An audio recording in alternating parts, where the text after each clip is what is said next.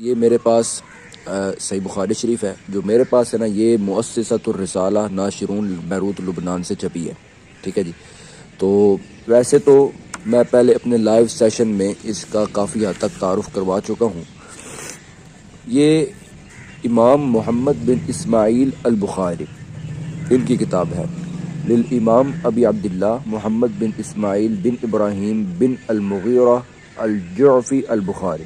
194 ہجری میں امام بخاری پیدا ہوئے ہیں اور 256 ہجری میں امام بخاری کا وصال اقدس ہوا ہے، ٹھیک ہے جی۔ اور یہ صحیح بخاری کا پورا نام ہے الجامع المسند الصحیح المختصر من امور رسول اللہ صلی اللہ علیہ وآلہ وسلم و سننہ و ایامہ۔ یہ صحیح بخاری کا مکمل اور اصلی نام ہے، ٹھیک ہے۔ یہ میرے پاس جو ہے یہ 2023 میں بیروت لبنان سے چھپی ہے، ٹھیک ہے جی۔ اب صحیح بخاری کو ڈائریکٹ اب میں بغیر کسی مزید وضاحت کے شروع کرتا ہوں۔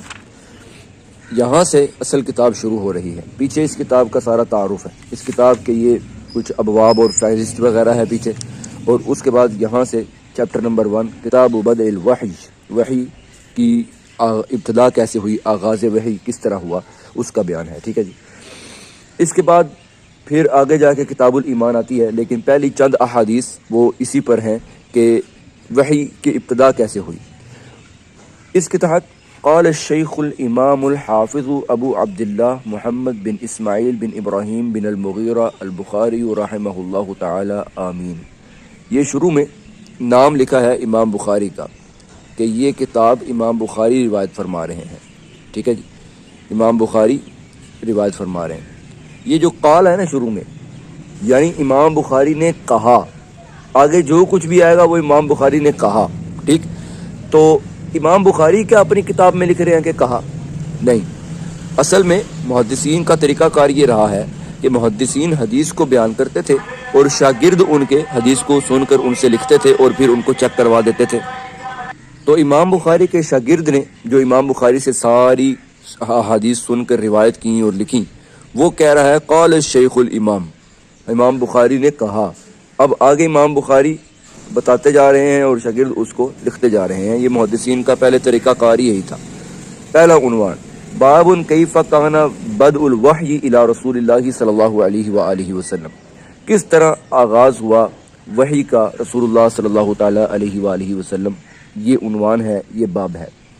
اس کے بعد آ رہا ہے وقول اللہ جل ذکرہ انا اوحینا الیک کما اوحینا الی نوح والنبیین من بعدہ، بے شک ہم نے وحی فرمائی آپ کی طرف جس طرح ہم نے وحی فرمائی تھی آپ نوح کی طرف اور ان کے بعد دوسرے نبیوں کی طرف۔ یہ سورۃ النساء سورۃ نمبر 4 آیت نمبر 163 امام بخاری سب سے پہلے آیت لائے ہیں۔ ادھر سے انہوں نے وحی، چونکہ وحی کی ابتدا کا بیان ہے تو آیت بھی وہ لائی جس میں لفظ وحی ہے کہ آپ کی طرف بھی اسی طرح وحی فرمائی جس طرح گزشتہ انبیاء پر، اور اس سے یہ بھی پروف کر رہے ہیں امام بخاری کہ حدیث بھی اللہ کی طرف سے وحی ہی ہے۔ یہ پہلی حدیث اس کے تحت لا رہے ہیں حدثنا الحمیدی عبداللہ بن زبیر۔ یہ امام بخاری کا یہ جو پہلا حدثنا کے بعد والا ہوتا ہے نا، یہ امام بخاری کے اساتذہ ہیں سارے، جیسے یہاں حدثنا یحییٰ ہے، ٹھیک ہے، اوپر حدثنا عبداللہ ہے، یہاں حدثنا الحمیدی جو ہے، یعنی امام بخاری نے اپنی کتاب کی ابتدا جس بندے سے کی ہے اس کا نام ہے عبداللہ بن زبیر الحمیدی۔ ان کی اپنی کتاب بھی ہے، یہ امام بخاری کے استاد عبداللہ بن زبیر الحمیدی، ان کی اپنی کتاب بھی ہے مسند الحمیدی۔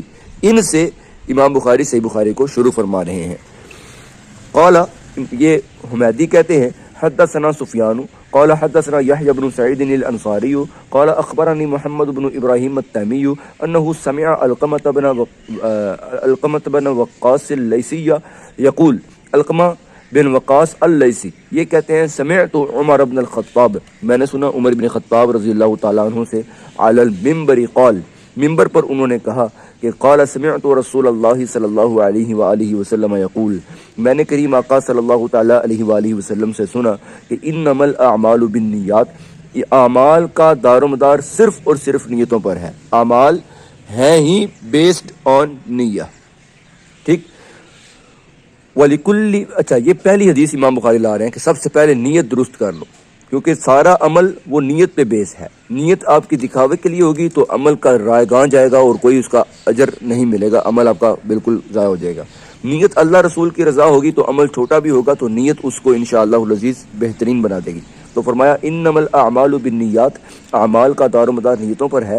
وانما لکل امرئ ما نوی، اور ہر بندے کے لیے جو اس نے نیت کی ہے اسی کے مطابق اس کو ملے گا.